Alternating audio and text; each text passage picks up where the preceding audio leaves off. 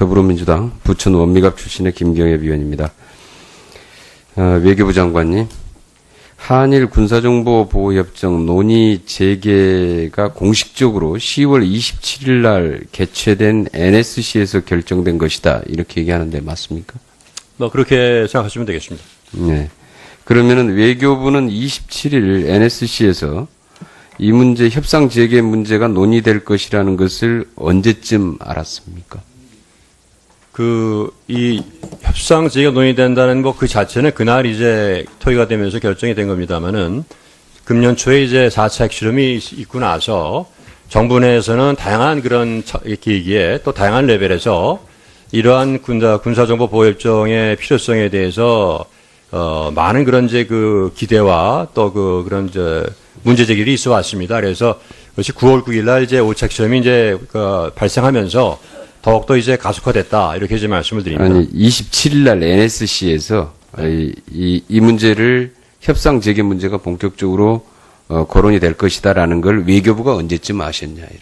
글쎄 제가 언제쯤이라 정확히 제가 뭐라고 말씀드릴 순서는 아닙니다만은 이러한 연초일에 1년에 그런 그 필요성에 대한 공감대가 형성이 되었기 때문에 27일 그 며칠 전에 했든 간에 그것은 중요한 것이 아니고 대체로 필요성에 대해서는 정부 내 제 얘기는 지금 협상이 이게 계속 이게 하다가 이게 중단됐던 거 아닙니까? 그래서 재개 문제가 언제 됐는데 이걸 외교부가 언제쯤 알았냐라고 하는 것 같은데 외교부 장관님 잘 모르시는 것 같은데, 예, 장관님 27일 날 개최된 NSC 회의에 참가는 했습니까? 그날은 이제 마침 총리 주재 회의가 이제 같이 개최되는 바람에 장관들은 다 총리 주재 회의로 갔습니다. 네, 참가를 못 하셨죠. 네. 외교국방장관만 이제 총리 주재 회의로 갔습니다. 네. 혹시 이때 통일부 장관님도 이때 NSC 회의에 참가하셨습니까? 그때 저도 총리 주재 회의에 참가했습니다. 네, 그렇지. 역시 이제 국방부에 따르면은 NSC 개최 바로 전날 청와대에서, 그러니까 26일 날이죠. 청와대에서 긴급하게 NSC에서 한일 군사정보보호협정 처리할 것이니 회의 자료를 준비하라라고 지시를 받았다고 합니다. 하루 전날. 이미 청와대는 10월 26일 한일 군사정보보호협정을 결정을 해놓은 거지요. 그러니 굳이 이제 의사결정권이 없는 장관이 NSC에 참석할 필요조차도 없었을 것이고, 차관이 자리만 대충 채워서 형식적으로 회의만 거치면 된다라고 판단을 하는 것으로 보입니다. 이 한일 군사정보보호 협상 재개 문제보다도 총리 주재 장관 간담회가 더 중요했느냐, 그렇게 보이지 않습니다. 그런데 장관들은 이때 총리 주재 회의에 간담회에 참석을 했고, NSC 회의의 정상적인 회의에는 차관들이 대신 참여해서 형식적으로 회의 절차만 거쳤다. 그리고 그 전날 국방부가 NSC로부터 회의 자료를 준비하라고 연락을 받았다. 하루 만에 연락받고 NSC 회의가 개최됐다, 이런 겁니다. 이 문제는 지금 현재 하루 전에 연락받았다는 얘기는 이거는 이미 국방부에서 국방부 관계자가 저번에 국방부 장관께서도 국방위 전체 회의에서 말씀을 하신 내용입니다. 이 NSC 개최 경위만 봐도 이게 무슨 얘기냐 하면은 외교 안보 관련된 장관들을 거의 다 배제를 다 했어요. 그리고 그냥 NSC에서 결정을 했는데 누가 결정을 했는지도 잘 모릅니다. 그냥 청와대가 또 밀어붙인 겁니다. 장관들은 다 배제하고. 말씀을 드릴까요? 예. 네. 좀 전에 말씀을 드렸습니다만은 이제 4차 핵실험 이후 국방부가 중심이 돼서 이러한 지소미아 협상 재개 문제에 대해서 여러 가지 그런 이제 여론도 수렴하고 또 문제 제기도 하고 또 정부 내에서 다양한 레벨에서 협의가 있었기 때문에 국방부가 아무래도 중부서로서 가장 문제의식을 크게 가졌다, 이렇게 저는 보고 있고요. 또 그러한. 아니, 아까 그 얘기는 장관님 하셨으니까요. 다시 반복할 필요는 없을 것 같고요. 이 한일 군사정보보호협정, 이 국회 비준동의가 필요하다고 보십니까? 지금 저희 정부에서는 비준 대상 협정이 아니라고 보고 있습니다. 왜 그렇습니까, 이건? 국방부 장관이 여러 차례 이제 말씀을 하신 거로 알고 있습니다만은 그 재정적인 부담이나 그 국가안전 보장에 관한 그런 이제 조약이 아니기 때문에 그런 것을 이게 군사정보보호협정, 한일 군사정보보호협정에 의하면은 우리의 군사기밀, 국가기밀이 일본으로 공유되는 거죠? 이제 줄 경우에 한해서 보호를 받는 절차가 가는 예, 것입니다. 줄 네. 경우에. 네네. 물론 뭐 일본의 군사정보도 받습니다만은 우리의 군사정보, 국가기밀이 공유되는 건데 쉽게 얘기하면은 국가기밀이 누설되는 건데 기존에 있는 국내법에 위반되거나 배치되는 부분이라고 봐야죠. 그리고 그 부분에 대한 특례를 인정하는 부분인데 이게 국회 비준 동의 없이 가능합니까? 그런 법적인 저촉이라든가 하여튼 그런 여러 가지 그 다양한 민감한 부분에 대해서는 국방 당국이 그 줄지 여부를 판단할 때 아마 면밀하게 검토를 하게 될 것입니다. 지금 방금 제가 말씀드린 이 부분까지 명확하게 해서 기존에 있는 우리 국내법과 배치된다. 국내법에 위반되는 이 협정이 만들어질 경우로 해당되는지의 여부도 명확히 한번 보셔야 되고 만약에 그렇다면은 이 부분은 분명히 국회의 비준 동의를 받아야 될 것으로 봅니다. 한번 외교부에서 국회 비준 동의 사항인지 한번 명확하게 한번 더 판단을 해보시기 바랍니다. 그리고 이 문제에 대해서 그동안에 박 대통령은 3번에 걸쳐서 3대 원칙을 밝혔는데 혹시 알고 계십니까? 어떤 계기에 말씀하신 3대 원칙인지에 따라서 제가 기억하는 것도 있고 2012년 7월 달에 3번에 걸쳐서 3대 원칙, 이 군사정보 보호협정 관련된 3대 원칙을 발표했어요. 첫 번째가 국민적 공감, 합의가 있어야 하고 일방 1분만 더. 네. 예. 그리고 세 번째가 국회에서 여야가 충분히 논의해야 된다라고 하는 게 2012년도에 한번 이거 확인을 한번 해보시죠. 박 대통령께서 후보 시절부터 3차례에 걸쳐서 강조하고 확인했던 3가지 원칙입니다. 한일 군사정보 보호협정 체결 관련해서. 그런데 지금 이게 중단돼 있다가 어느 날 갑자기 지금 번갯불에 콩볶아 먹듯이 아주 후닥닥닥 하루 전날 국방부에다가 회의 자료 준비하라고 그러고 그리고 하루 만에 NSC에서 한 번에 회의로 해가지고 그냥 해서 발표해버리고 재개해서 며칠 만에 후다닥 해서 지금 오늘 뭐 가서명을 한다.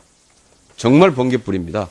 왜 이렇게 갑자기 바뀌었는지 한번 이 과정도 그동안에 대통령께서 쭉 견지해왔던 원칙이나 이 문제에 대해서 입장과 비교해서 한 번 더 확인을 해보시기 바랍니다. 참 심각하다고 생각합니다.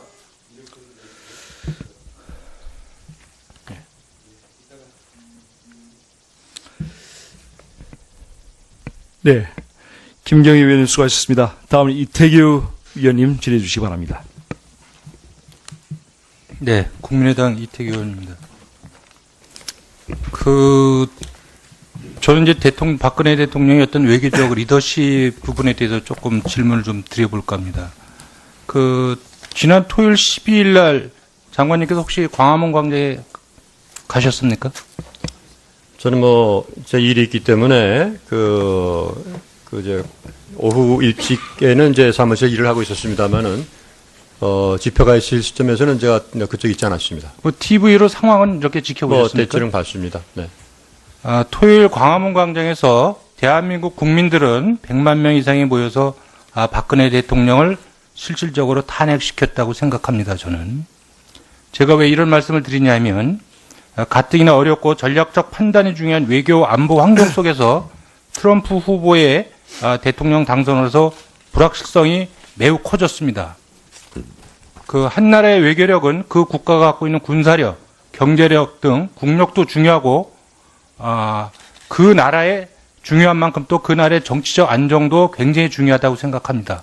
즉 해당 국가 원수가 그 나라 국민들로부터 얼마나 지지를 받고 신뢰를 받고 있느냐는 강력한 외교력의 뒷받침이라고 생각합니다.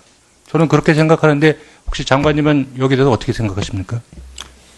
예, 저희가 이번 국내 사태에도 불구하고 여러 차례 정부에서 말씀을 했습니다마는 하여튼 그 해당되는 모든 국무위원들은 아니 그게 아니고요. 흔들림 없이 그런 그 각 분야별 특히 외교안보 분야의 중요성에 비춰볼 때 흔들림 없이 차질 없이 해나간다 하는 그런 생각을 갖고 하고 있습니다. 아니 장관님께서 열심히 하시겠다 뭐 이런 부분에 제가 질문을 드리는 게 아니고요.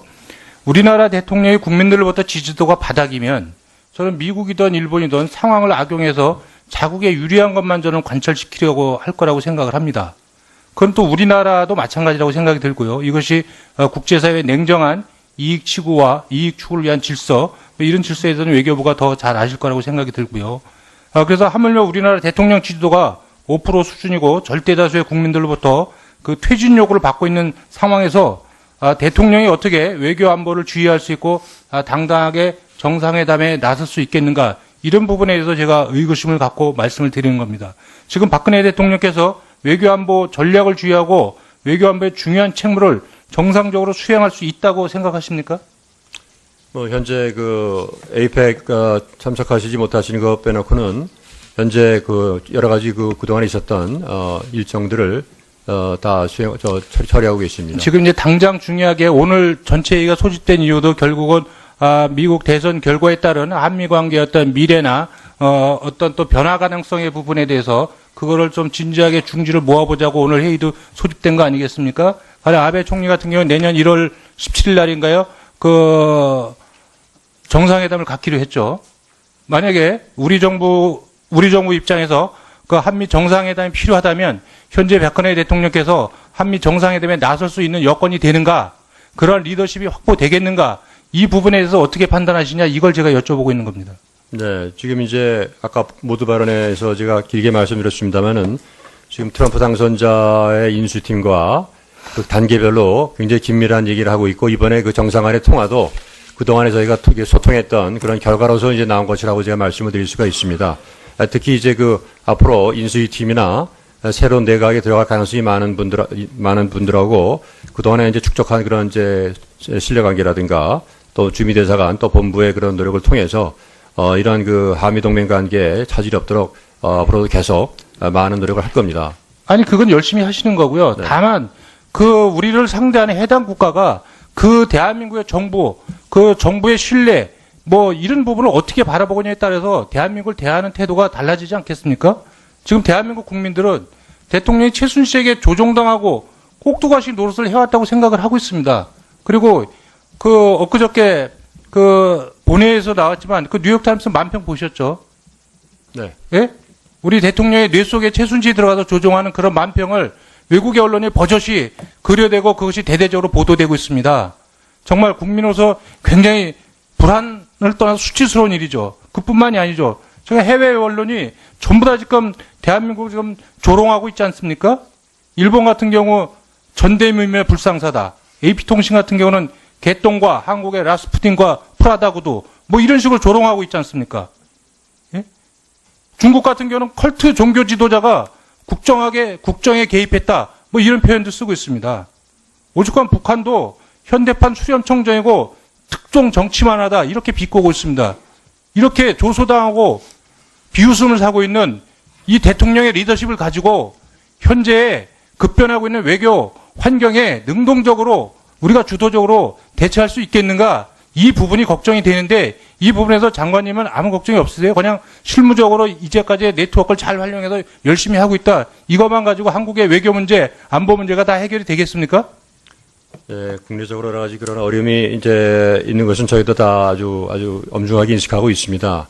다만 그럼에도 불구하고 저희 일주에도 여러 번씩 총리 주재 그런 우리 관련 부총리 또 강요들 간담회도 하고 NSC도 수시로 회의를 하고 이러한 시스템에 의해서 움직이는 그런 노력을 과거 때보다 저희가 강화하고 있습니다. 대통령께서 외교안보 현장에서 정상적으로 나서지 못할 상황이 발생할 경우에 지금 외교부의 대책은 무엇입니까? 제가 그런 가정적인 그런 상황에 대해서 제가 이제 답변한 것은 아직 바람직하지 않다고 생각하고 있습니다. 가정적이 아니죠. 지금 당장 박근혜 대통령께서 에이펙에 참석하지 못하시지 않습니까? 이걸 9월 달에 결정을 했다고 하는데, 그럼 9월 달에 누가 대신 에이펙에 가기로 했습니까? 이제 누가 갈지에 대해서는 조만간에 곧 발표가 있을 겁니다. 이 부분이 이게 9월 달에요. 9월 26일 날 저희 국정감사 장관님께서 국회에 보고한 업무 현황 보고입니다. 이 부분에 있어서는 그 APEC이나 이런 부분에 적극적으로 참여해가지고 저희의 어떤 그 입장이나 이걸 적극 대변하겠다고 이렇게 말씀하셨지 않습니까? 또 사드 문제 해결을 위해서도 여러 차원에서 소통을 추진하는데 그 소통 창구의 하나로서 또 APEC을 또 지목하셨어요. 그렇죠? 이런 중요한 문제라면 이건 당연히 이 보고대로 한다면 이건 대통령이 참석한다고 누구나 봐도 그런 보고. 네, 그 이후에 이제 그 상황이 발생해서 대통령이 정상적인 외교 활동을 할 수 없는 상황에 있는 거를 이번에 APEC 불참으로 정부도 스스로 인정하고 있는 겁니다. 여기에 대한 대책이 뭐냐 이걸 제가 여쭙는 거지요. 네, 이제 가까운 시일 내에 이제 APEC 정상에 참석하시는 우리 이제 대표가 발표가 되게 되면 APEC에 대한 저희 이제 대책도 내마련이 될 것이고요. 하여튼 여러 가지 그런 상황과 관련해서 국익에 손상이 없도록 저희 해당되는 모든 부서들이 서로 더 긴밀히 조율하면서 지금 여러 가지 노력을 하고 있습니다. 앞으로도 할 것입니다. 추가 질의하겠습니다. 다시. 예.